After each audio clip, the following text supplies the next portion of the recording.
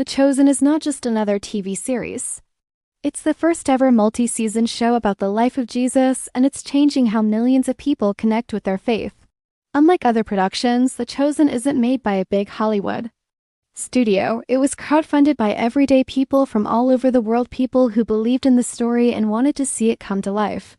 In fact, it's one of the largest crowdfunded media projects in history. They've walked on water, healed the sick, and brought Bible stories to life on screen. But what do these actors really believe when the cameras stop rolling? The Chosen is not just another TV series. It's the first ever multi-season show about the life of Jesus, and it's changing how millions of people connect with their faith. Unlike other productions, The Chosen isn't made by a big Hollywood studio. It was crowdfunded by everyday people from all over the world, people who believed in the story and wanted to see it come to life.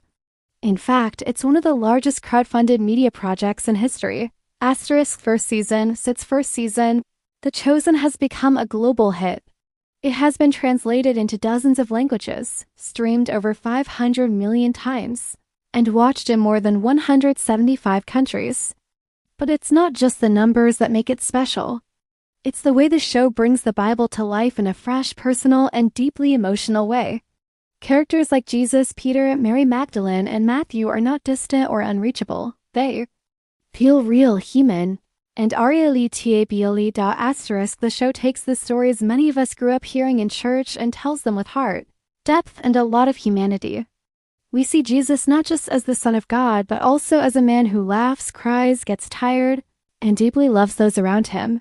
And that's what draws people in, not just Christians, but also those who may have walked away from faith or are simply curious about who Jesus really was. Behind all this success is a man named Dallas Jenkins. He's the creator and director of The Chosen.